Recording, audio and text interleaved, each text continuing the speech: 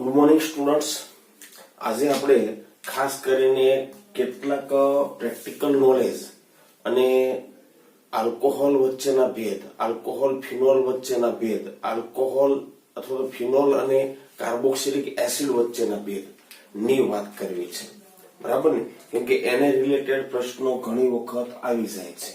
અત્યારે આપણે જોવું છે મિથેનોલ અને ઇથેનોલ વચ્ચેનો ભેદ, મિથેનોલ અને ઇથેનોલ વચ્ચેનો ભેદ.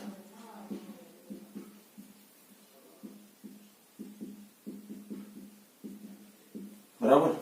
તો ઝેરીપણાની આપણે વાત કરીએ તો મિત્રો મિથેનોલ એ વધુ ઝેરી છે, ઇથેનોલ ઓછો ઝેરી છે. ઇથેનોલ પી શકાય એવું તો ન કહેવાય, પણ નશામાં ઉપયોગ કરે છે. નુકસાન તો એ પણ કરે જ છે, પણ ધ્યાન રાખજો મિથેનોલ પી ગયા હોય તો બહુ હેવી નુકસાન થાય. બરાબર? આંખો ને ખાસ નુકસાન થાય છે, લીવર ને નુકસાન થાય, વધુ ઝેરી અસર કરે. આ બંનેમાં એક એક OH સમૂહ છે એટલે હાઇડ્રોજન બંધ તો બંનેમાં હશે, પણ આનો અણુભાર ઓછો છે, આનો વધારે છે. એટલે જો ઉત્કલન બિંદુની વાત કરીએ તો મિથેનોલનું ઓછું હશે, ઇથેનોલનું વધારે. મિથેનોલનું 65 જેવું છે, ઇથેનોલનું 78 જેવું છે. બરાબર ને? કોપરની હાજરીમાં મિથેનોલ અને ઇથેનોલને 300 અંશ સેલ્સિયસ તાપમાને ગરમ કરો તો એક એક OH દૂર થાય તો આપણને ફોર્માલ્ડિહાઇડ મળે, ફોર્મેલિનની વાસ મળે. કોપરની હાજરીમાં 300 કેલ્વિન તાપમાને મિથેનોલને તમે હીટ કરશો તો ફોર્મેલિનની વાસ મળશે. આમાં કોઈ વાસ નહીં મળે. એક એક H દૂર થાય તો CH3 આમ આપણને મળે. આમ છે ને, CH3 CH2 OH છે, એક એક H દૂર થાય તો CH3 CHO મળશે, પણ વાસથી તમે ઓળખી નહીં શકો, ફોર્મેલિનની વાસ આવી છે. બરાબર? સેલિસિલિક એસિડ સાથે પ્રક્રિયા કરી એટલે આ થયું આપણો સેલિસિલિક એસિડ. બરાબર? જો મિથેનોલની પ્રક્રિયા કરો એટલે એક પ્રકારનું એસ્ટરિફિકેશન થવાનું, એસ્ટરિફિકેશન થવાનું. એની મિકેનિઝમ તમને સમજાવ્યું છે. બરાબર? તો શું થાય તો કે એસિડનો OH જાય, આનો H જાય, પાણીનો અણુ દૂર થાય, મિથાઇલ સેલિસિલેટ મળે. શું મળે? મિથાઇલ સેલિસિલેટ મળે. પણ એની ધ્યાન રાખજો, winter green oil, winter green oil જેવી ગંધ છે.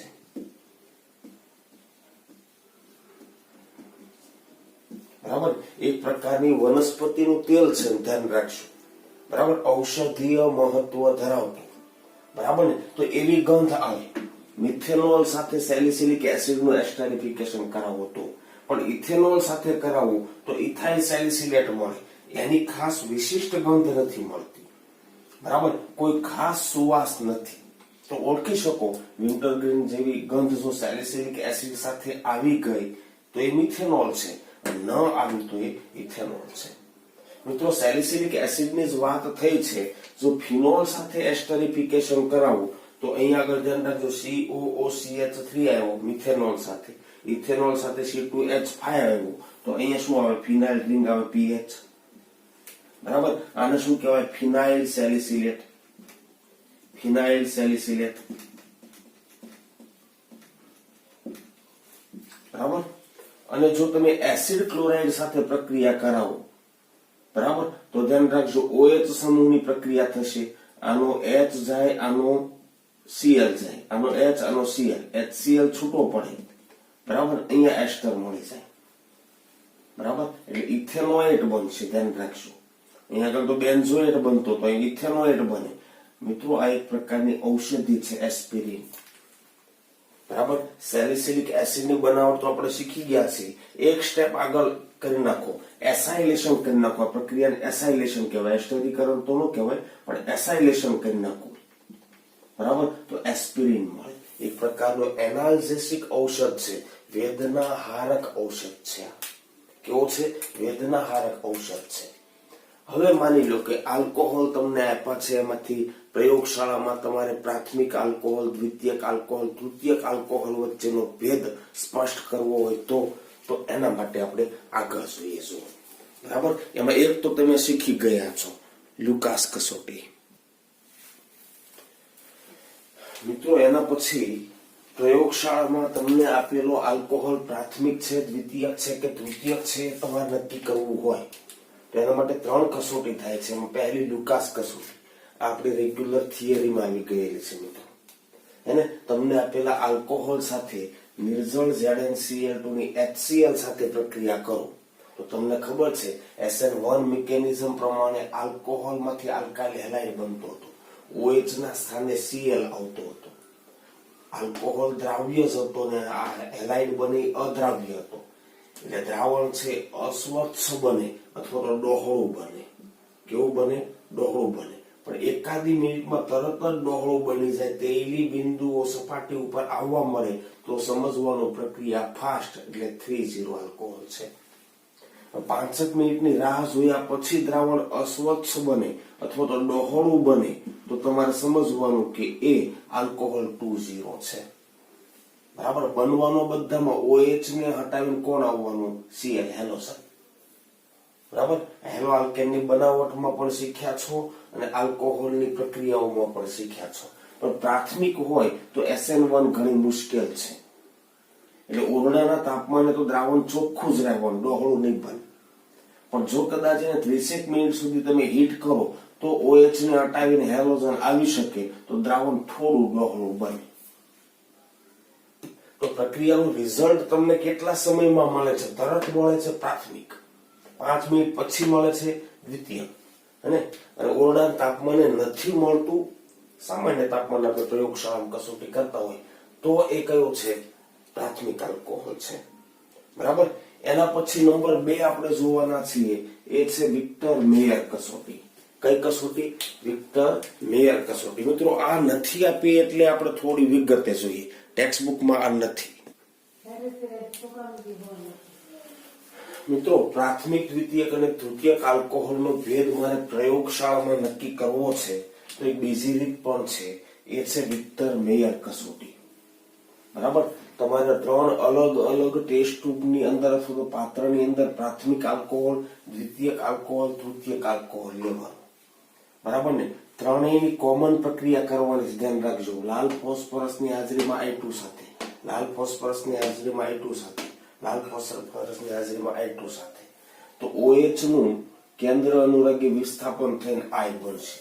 હેલો આલ્કેન બનશે 3 માં. બરાબર.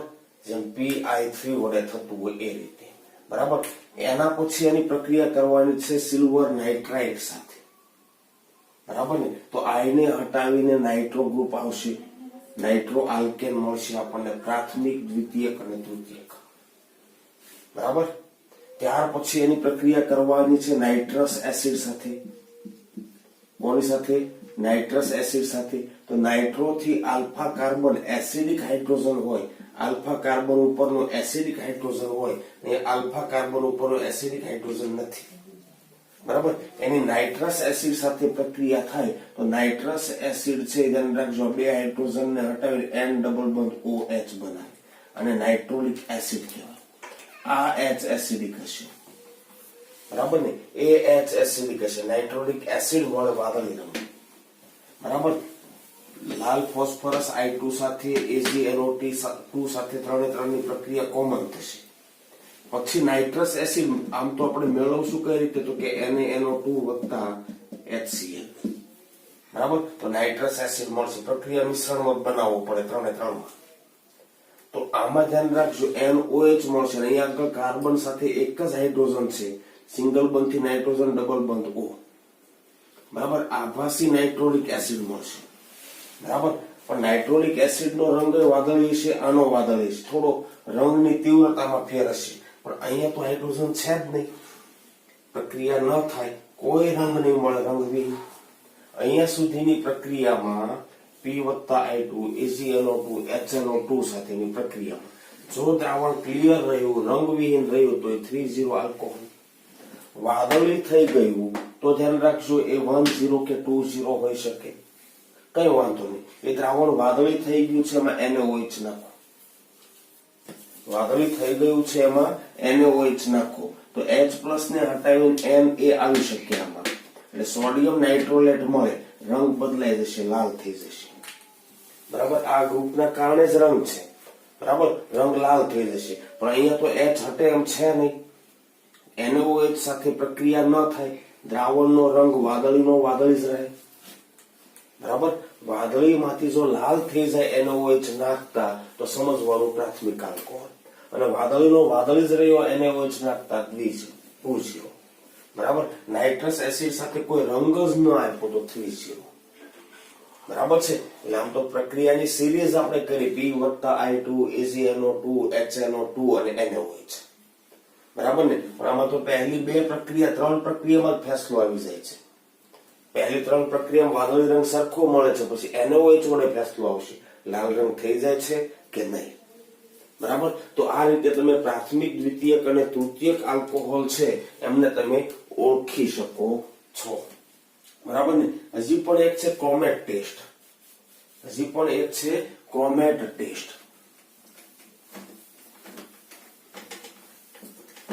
આ પ્રાથમિક, દ્વિતીયક અને તૃતીયક આલ્કોહોલને આપણે ઓળખવા હોય તો એના માટેની હજી એક કસોટી છે, એનું નામ છે ક્રોમેટ ટેસ્ટ. બરાબર, થોડી માહિતી છે મિત્રો, આને રિવાઇઝ કરતા રહેજો, ક્યારેક વળે આ પ્રેક્ટિકલ રિલેટેડ પ્રશ્નો આવી જાય. એક છે ક્રોમેટ કસોટી, ક્રોમેટ ટેસ્ટ.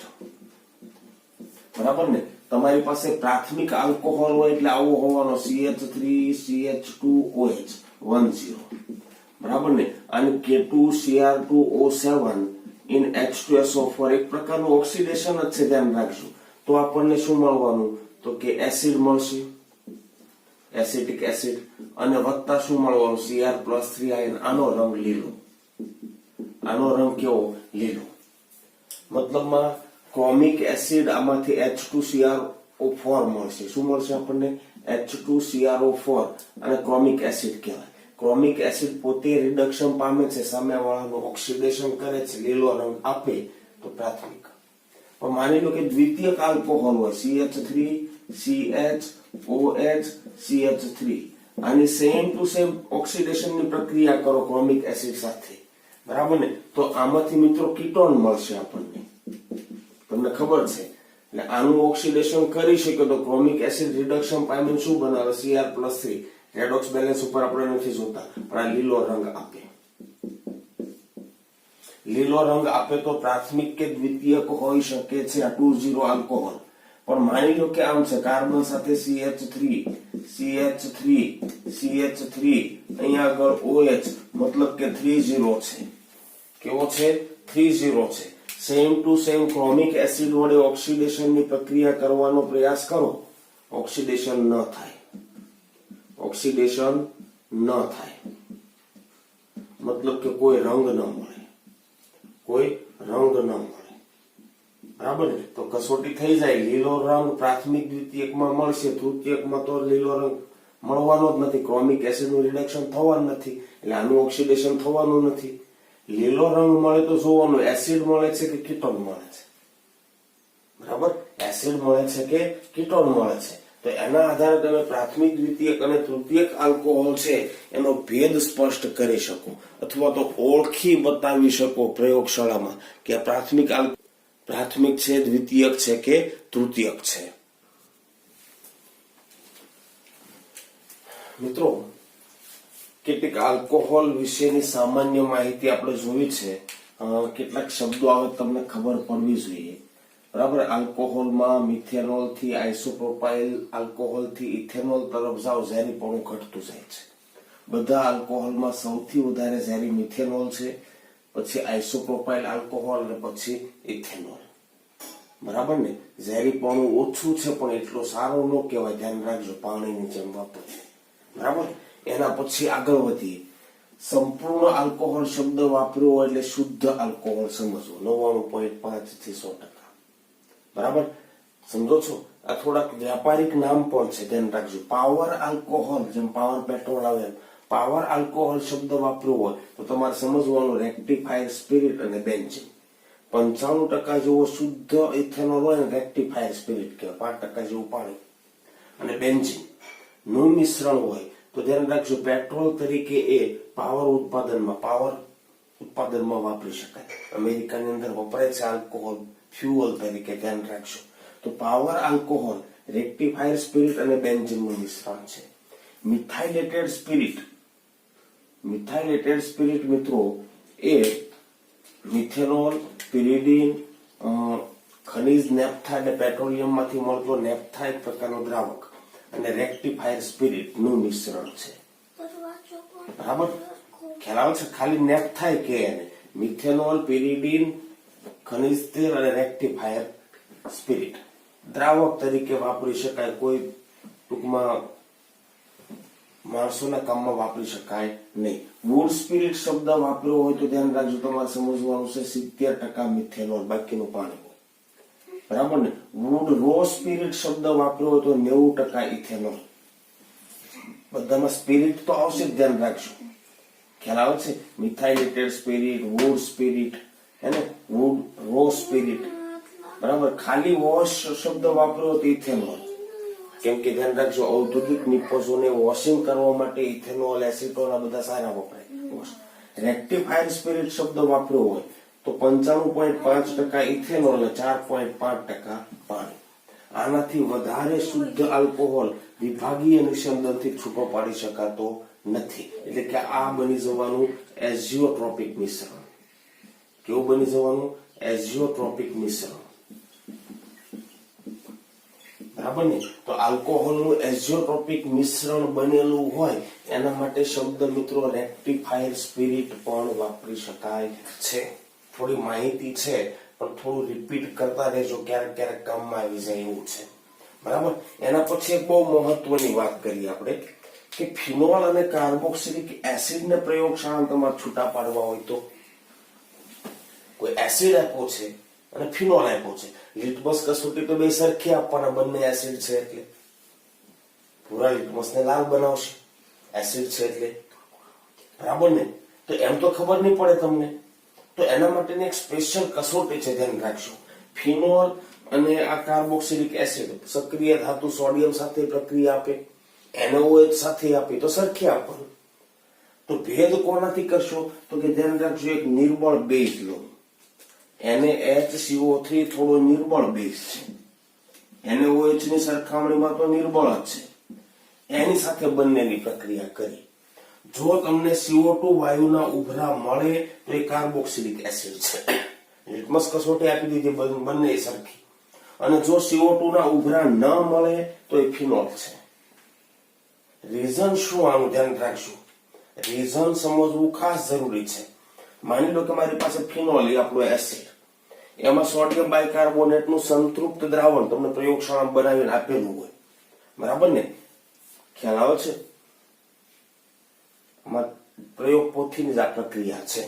બરાબર, તો ફિનોલ ની સોડિયમ બાયકાર્બોનેટના સંતૃપ્ત દ્રાવણ સાથે પ્રક્રિયા કરો એટલે શું થવાનું? તો કે H ને હટાવીને Na+ આવવાનું. H અહીંયા આવે એટલે શું બની જાય? H2CO3. મિત્રો એ કાર્બોનિક એસિડ છે, વાતાવરણના તાપમાને જ H2O અને CO2 માં રૂપાંતર પામે. બરાબર, તો તરત તમે કહેશો સર પ્રક્રિયામાં CO2 તો ઉત્પન્ન થાય, તો પ્રયોગશાળામાં કેમ CO2 ઉત્પન્ન નથી કરતો સામાન્ય તાપમાને? સમજાવું તમને. આ આપણો એસિડ છે, અહીંયા બન્યો સંયુગ્મી એસિડ. બરાબર ને? સમજો છો? સ્થાયીતા કોની વધારે? તો કે ફિનોલની વધારે કે કાર્બોનિક એસિડની વધારે? બરાબર ને? તો ધ્યાન રાખજો, ફિનોલની સ્થાયીતા વધારે. બરાબર ને? A is strong that conjugated A. એ જ રીતે ધ્યાન રાખજો, આ બેઝ નિર્બળ છે પણ આ પ્રબળ બની ગયો. બરાબર ને? કેવો બની ગયો? સોરી. ફિનોલ કરતા કાર્બોનિક એસિડની પ્રબળતા વધારે. તો પ્રબળતા આપણે જોયું હોય ને, કોન્જુગેટેડ એની એટલે કે સંયુગ્મી એસિડની પ્રબળતા એસિડ કરતા વધારે, ફિનોલ કરતા કાર્બોનિકની એસિડિક પ્રબળતા વધારે. એ જ રીતે સોડિયમ ફિનોક્સાઇડ લઈએ એટલે કોન્જુગેટેડ બેઝની પ્રબળતા કોના કરતા? બેઝ કરતા વધારે. એટલે પ્રક્રિયક સાઇડ એસિડ અને બેઝ લીધા છે એના કરતા નિપજ સાઇડ કોન્જુગેટેડ એસિડ અને બેઝ છે એની પ્રબળતા વધારે. એનો મતલબ એ થયો કે આ પ્રક્રિયા છે પ્રતિગામી વધારે ચાલે, પુરોગામી ઓછી ચાલે. મતલબ કે આ બન્યો ન બન્યો તરત જ પાછા આમાં રૂપાંતર પામી જાય.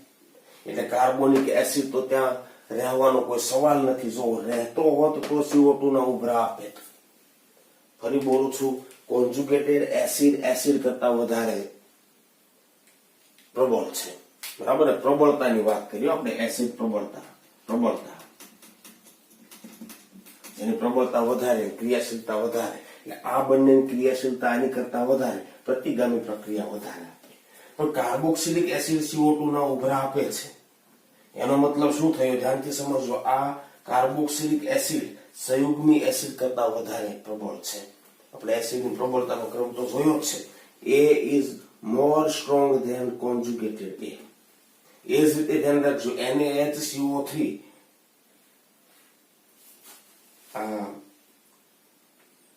કાર્બોક્સિલેટ આયન બન્યો હોય સોડિયમનો, એના કરતા વધારે પ્રબળ થવાનું, કેમ કે કાર્બોક્સિલેટ આયનની સ્ટેબિલિટી વધી જાય. સ્ટેબિલિટી વધે એટલે ક્રિયાશીલતા ઘટી જાય, એટલે B is more strong than conjugated B. પ્રબળતાની વાત કરીએ છીએ આપણે. કોની વાત કરીએ છીએ? પ્રબળતા. એનો મતલબ શું થયો બોલો?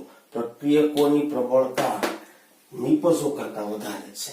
એનો મતલબ એ થયો કે પ્રક્રિયકો નિપજમાં રૂપાંતર પામવાની વૃત્તિ વધારે ધરાવે.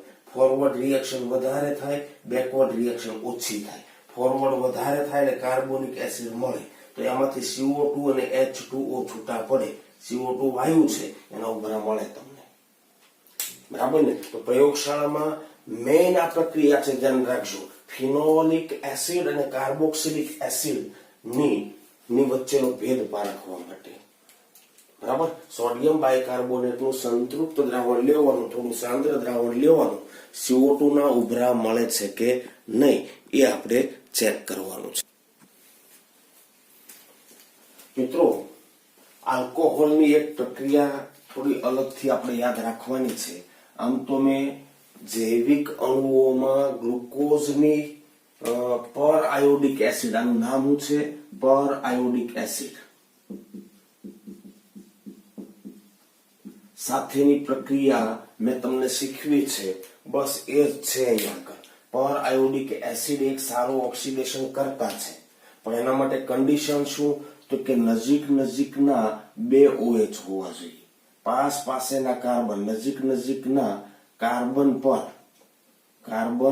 પર બે OH સમૂહ હોવા જોઈએ, અથવા નજીકના બે કાર્બન ઉપર એક OH હોય, એક કાર્બોનિલ હોય, બરાબર? અથવા તો નજીકના બે કાર્બન ઉપર કાર્બોનિલ સમૂહ હોય, તો એક પર આયોડિક એસિડનો અણુ કાર્બન બંધ તોડે. ધ્યાન રાખજો, ચેન સાંકળ તૂટશે. બાકીના ઓક્સિડેશનમાં એટલા જ કાર્બન વાળો આલ્કોહોલમાંથી આપણને આલ્ડીહાઇડ કે કાર્બોક્સિલિક એસિડ મળતો હતો, એ સાંકળ તૂટે અને બંને કાર્બનને એક OH આપી દે.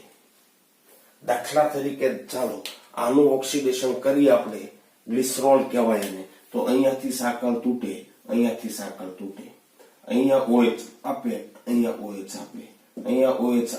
એક કાર્બન ઉપર બે OH થયા એટલે એક પાણીનો અણુ દૂર થઈ જાય. પાણીનો અણુ દૂર થાય એટલે આપણને શું મળવાનું? તો કે HCHO. આમાં એક કાર્બન ઉપર 3 OH થયા, તો એક પાણીનો અણુ દૂર થાય, શું મળે તમને?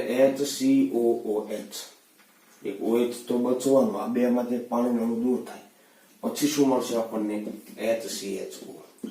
મતલબમાં HiO4 સાથે સહેજ હીટ કરો, બે ફોર્માલ્ડિહાઇડ ના અણુ મળે, એક એસિટિક એસિડ નો અણુ મળે. અથવા તમે બીજું ઉદાહરણ જુઓ, કાર્બન, તો બે પાસેના કાર્બન, પહેલો, બીજો, ત્રીજો, ચોથો, ત્રીજા ચોથા પાસે એક OH સમૂહ છે, એટલે કાર્બોનિલ છે, તો પણ આ સાંકળ તૂટે ત્યાં કાર્બનને એક OH આપે. આપણે યાદ રાખવા માટે કરીએ છીએ, બરાબર? મિકેનિઝમ ઉપર નથી કે, બરાબર? તો અહીંયા શું બની જવાનું? તો કે CH3COOH. અહીંયા શું બની જવાનું? બે OH છે, એક કાર્બન ઉપર બે OH તો સ્થાયી રહી નહીં શકે, એટલે શું થાય? એક પાણીનો અણુ દૂર થઈ જાય, એટલે શું મળશે? અહીંયા ડબલ બંધ O, CH2CHO.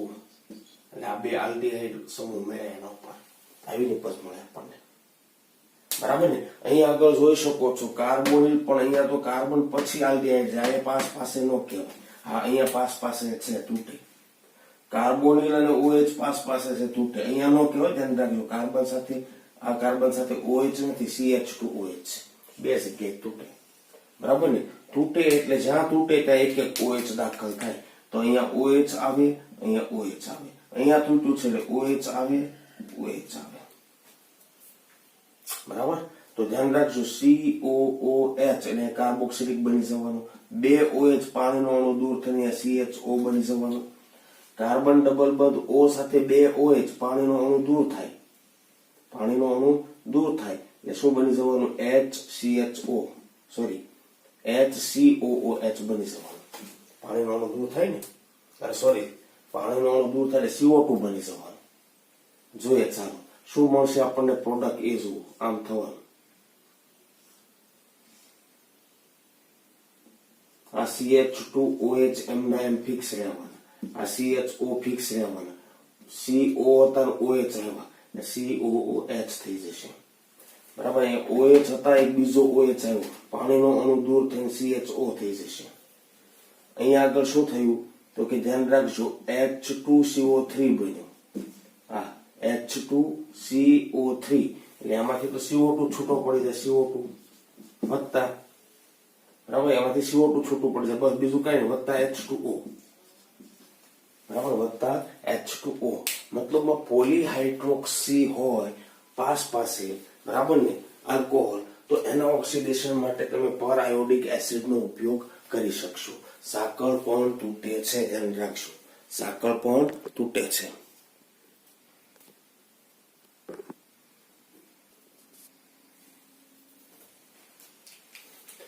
ચાલો મિત્રો, પ્રયોગશાળામાં ફિનોલની કેટલીક કસોટીઓની વાત કરવી છે. પ્રયોગશાળામાં આમાંની મોટા ભાગની કસોટીઓ તમે કરવાના છો મિત્રો, બરાબર ને, પણ કદાચ આ વખતે પ્રેક્ટિકલ કરવાના તમારા ભાગ્ય ન આવે, એટલા માટે આ થોડુંક તમને એક્સ્ટ્રા સમજાવવાનો પ્રયાસ કરું છું. બરાબર, કે જેથી કરીને આને રિલેટેડ કોઈ પ્રશ્ન આવી ગયો તો કોઈ પ્રોબ્લેમ ઉભો ન થાય. બરાબર છે, ઓકે. તો ફિનોલની કેટલીક પ્રયોગશાળાની કસોટીઓ આપણે જોઈએ તો મિત્રો, વાદળી લિટમસને એ લાલ બનાવે, એસિડ છે મિત્રો, એ ભૂલા એસિડ ભૂલાને લાલ બનાવે. પછી તો કે ફિનોલ હોય એ જલીય FeCl3 સાથે વાદળી કે વાયોલેટ રંગ આપે. બહુ સીધી વાત છે મિત્રો, Fe+3 છે અને ફિનોલનો ફિનોક્સીઆઇડ લિગેન્ડ તરીકે વર્તે, એક સંકીર્ણ બનાવે. બરાબર ને. ફિનોક્સાઇડ ધ્યાન રાખજો લિગેન્ડ, આ Fe+3 મધ્યસ્થ પરમાણુ, મધ્યસ્થ ધાતુ થાય. બરાબર ને. અને ફિનોક્સાઇડ એ લિગેન્ડ થાય.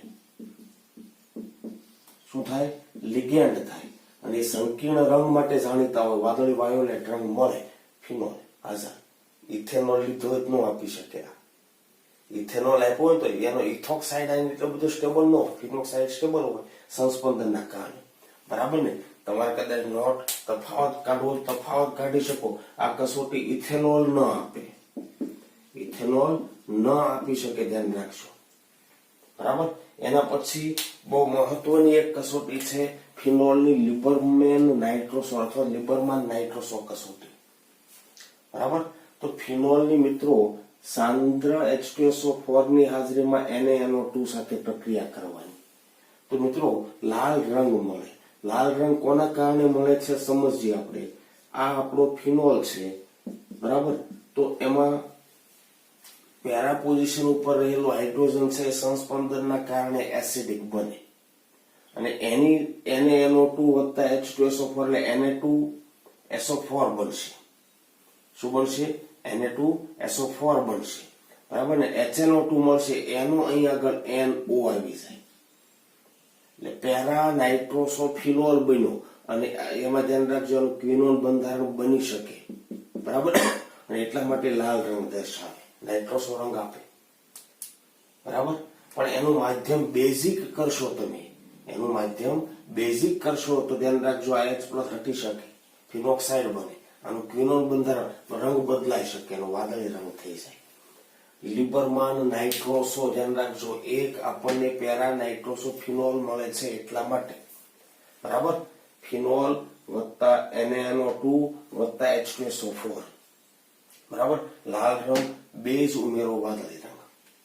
બરાબર. આ કસોટી આપણે ચોપડીની છે. ફિનોલની બ્રોમિન જળ સાથે પ્રક્રિયા કરો 2 4 6 ઉપર બ્રોમિન આવી જાય, ટ્રાયબ્રોમો ફિનોલ મળે. મિત્રો એના સફેદ અવક્ષેપ મળે. બરાબર, ઇથેનોલ ન આપે, ધ્યાન રાખશું, ઇથેનોલ ન આપે, આ કસોટી નહીં આપે. નાઇટ્રોસો કસોટી પણ ઇથેનોલ ન આપે. બરાબર ને, ફિનોલ આપી દેશે. બરાબર, એના પછીની આગળ કસોટી કરીએ મિત્રો. ફિનોલ ની થેલિક એનહાઇડ્રાઇડ સાથે સાંદ્ર H2SO4 ની હાજરીમાં પ્રક્રિયા કરી તો ફિનોપ્થેલિન મળે. પ્રયોગશાળામાં સૂચક તરીકે વપરાય. જે બેઝિક માધ્યમમાં ગુલાબી રંગ આપે, એસિડિક માધ્યમમાં રંગવિહીન છે. કેવું છે? રંગવિહીન છે. થોડી માહિતી છે મિત્રો, ફરી એક વખત કહું છું, રિવાઇઝ કરતા રહેજો. બરાબર, જેથી કરીને એકાદા 2 સવાલ પણ પ્રેક્ટિકલ નોલેજ રિલેટેડ આવી ગયા તો તમે ક્રેક કરી શકો. બરાબર, છોડવાની તો વાત નહીં કરવાની આપણે. તો ફિનોલ અને થેલિક એનહાઇડ્રાઇડ ની સાંદ્ર H2SO4 ની હાજરીમાં પ્રક્રિયા થાય તો એ પ્રક્રિયાને આપણે કહેશું કપલિંગ રિએક્શન. શું કહેશું? કપલિંગ રિએક્શન અથવા કપલિંગ પ્રક્રિયા. બરાબર ને, એના માટે ગુજરાતી શબ્દ આપણે વાપરવો હોય તો સંયુગ્મન પ્રક્રિયા. બરાબર, અને અથવા તો શું કહી શકાય? સંયુગ્મન પ્રક્રિયા. પહેલા તો સાંદ્ર H2SO4 છે ને નિર્જલીકરણ કરતા થેલિક એસિડ લીધો હોય તો એકનો OH જાય, એકનો H જાય, કાઢી નાખું, ચાલો. બરાબર ને, તો ધ્યાન રાખજો. આવી રીતે આપણને શું મળશે ખબર? કાર્બન ડબલ બંધ O, પછી અહીંયા આગળ O, કાર્બન ડબલ બંધ O, અહીંયા આગળ O. આને શું કહેવાય? થેલિક એનહાઇડ્રાઇડ. શું કહેવાય આને? થેલિક એનહાઇડ્રાઇડ. આપણે ખરેખર તો એની સાથે પ્રક્રિયા કરાવવાની છે.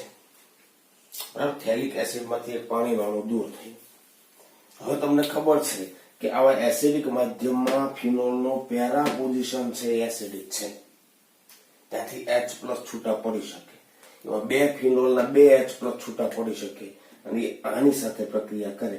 આનો ઓક્સિજન, આ ઓક્સિજન અને આના 2 હાઇડ્રોજન, બીજો એક પાણીનો અણુ દૂર થાય એટલે એક ફિનોલ આ કાર્બન સાથે જોડાય, બીજો ફિનોલ પણ આ કાર્બન સાથે જોડાય. આ આપણો એનહાઇડ્રાઇડ અણુ છે. અહીંયાથી O ગયો, અહીંયા પેરા ઉપરથી 2 હાઇડ્રોજન ગયા, 2 ફિનોલના પેરા કાર્બનનું કપલિંગ થઈ ગયું. આને કહેવાય ફિનોપ્થેલિન. શું કહેવાય આને? ફિનોલ્ફથેલિન. બરાબર, સ્પેલિંગ થોડું મુશ્કેલ છે, આનું ધ્યાન રાખજો. બરાબર, એસિડિક માધ્યમ હોય તો આમાંથી કોઈ H છૂટો નહીં પડે, પણ જેવું તમે બેઝિક માધ્યમ કરો એટલે અહીંયાથી H+ લે એટલે O- થઈ જાય. બેઝ છે H+ લઈ લે, O- થઈ જાય. તો અહીંયા આગળ ધ્યાન રાખજો, આનું ક્વિનોલ બંધારણ રચાય. કેવું બંધારણ રચાય? ક્વિનોલ. એટલે તરત જ કલરલેસ માંથી કેવો થઈ જવાનું? ગુલાબી થઈ જવાનું. બરાબર, તો આ ફિનોપ્થેલિનનું બંધારણ છે. અને બનાવવા માટે વપરાય શું? તો કે થેલિક એનહાઇડ્રાઇડ અને ફિનોલ. થેલિક એનહાઇડ્રાઇડ સાથે 2 ફિનોલના અણુનું કપલિંગ થયું, જોડાણ થયું, સંયુગ્મન થયું. ફિનોલની કેટલીક સંયુગ્મન પ્રક્રિયાઓ પણ જાણીતી છે. બરાબર, તો બેઝિક માધ્યમ કરો આ પ્રક્રિયા મિશ્રણમાં, એને હું દ્રાવણ નાખો એટલે દ્રાવણ જો ગુલાબી રંગ આપી દે તમારે સમજી જવાનું ફિનોલ છે. એ ફિનોલ છે, ઇથેનોલ ન આપે.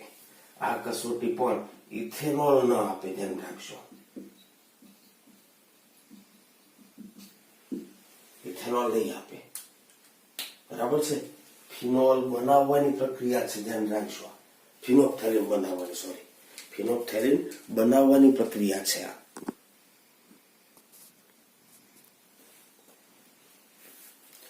એના પછી નેક્સ્ટ મિત્રો, ફિનોલની એસિટોન સાથે પણ સંઘનન પ્રક્રિયા થઈ શકે અથવા તો કપલિંગ રિએક્શન થઈ શકે. બરાબર, સાંદ્ર K2SO4 ની હાજરીમાં ફિનોલના 2 અણુઓની એસિટોન સાથે પ્રક્રિયા થાય. કોની સાથે? એસિટોન સાથે. તો ફિનોલના પેરા હાઇડ્રોજન 2 અને કાર્બોનિલ ઓક્સિજન, પાણીનો અણુ છૂટો પડે. 2 ફિનોલ છે, ધ્યાન રાખજો, એસિટોનના કાર્બોનિલ કાર્બન સાથે જોડાઈ જાય. બરાબર, અને આપણને નિપજ આવી મળે, એકના પેરા ઉપર બીજાના પેરા ડેશ ઉપર. શું છે તો કે આઇસોપ્રોપાઇલ નો કહેશું આપણે, પ્રોપાઇલિડીન કહેશું, બે હાઇડ્રોજન ખૂટે, પેરા પેરા ડેશ આઇસોપ્રોપાઇલિડીન ડાયફિનાઇલ, ડાયફિનોલ નિપજ આપણને મળે. બરાબર ને, એક પ્રકારનું પેરા સંઘનન થાય, ધ્યાન રાખજો. એના કરતા બેસ્ટ એક્ઝામ્પલ યાદ કરો, પોલિમરની અંદર તમે શીખી ગયા છો ફિનોલની ફોર્માલ્ડિહાઇડ સાથે સંઘનન પ્રક્રિયા થાય. આ પ્રક્રિયા હું ફરી નથી લખતો, બરાબર, તમે શીખી ગયા છો, બરાબર ને. અને શરૂઆતમાં બહુ આરામથી શીખ્યા છો, રિવાઇઝ પણ કર્યું છે. ફિનોલની ફોર્માલ્ડિહાઇડ સાથે સંઘનન પ્રક્રિયાથી તમે બેકેલાઇટ બનાવેલું. શું બનાવેલું? બેકેલાઇટ બનાવેલું, બરાબર ને. તો આવી કેટલીક સંઘનન પ્રક્રિયા અને સંયુગ્મન પ્રક્રિયા એટલે કે યુગ્મન કપલિંગ રિએક્શન પણ આપે છે. હજી એક યુગ્મન પ્રક્રિયા ધ્યાન રાખજો, ફિનોલની બેન્ઝીન ડાયોઝોનિયમ ક્લોરાઇડ સાથે પણ થઈ શકે, બરાબર ને. Benzene ડાયોઝોનિયમ chloride, benzene ડાયોઝોનિયમ chloride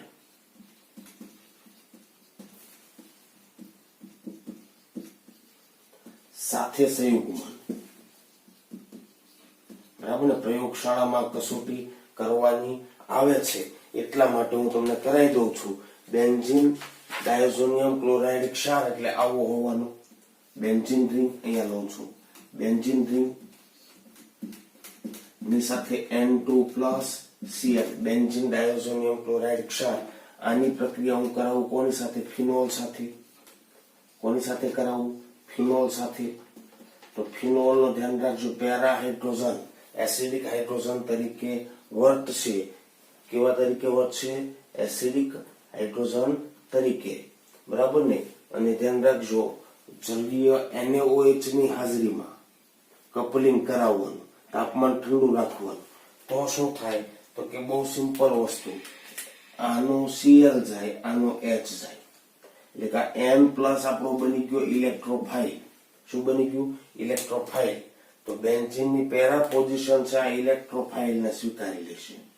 electrophile નો એટેક થાય, ચાલો ને.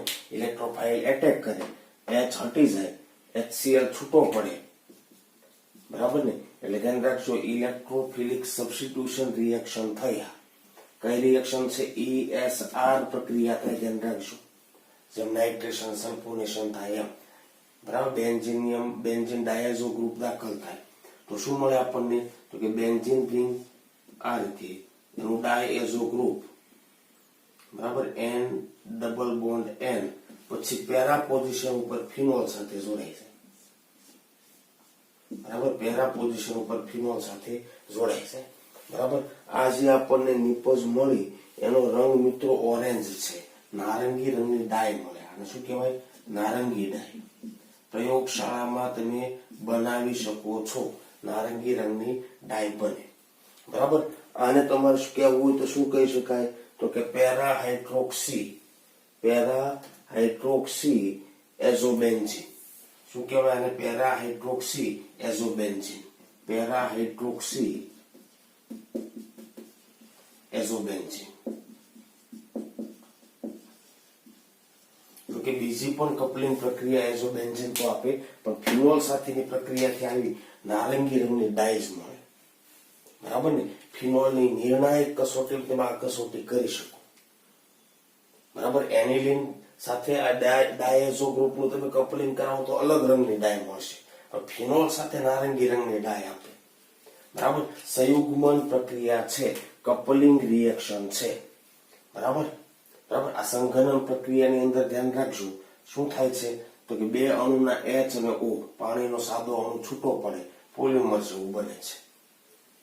અને કન્ડેન્સેશન કહેવાય, અને કપલિંગ કહેવાય, બરાબર. તો આવા પ્રકારની કપલિંગ રિએક્શન તો આપણે ફિનોપ્થેલિનમાં પણ જોઈ હતી, એ પણ કપલિંગ રિએક્શન છે. બે અણુઓ જોડાય છે, સંયુગ્મન, યુગ્મન, બરાબર છે. પ્રયોગશાળાની પ્રક્રિયા છે, પ્રક્રિયાનો ટાઈપ યાદ રાખજો, ઇલેક્ટ્રોફિલિક સબસ્ટિટ્યુશન.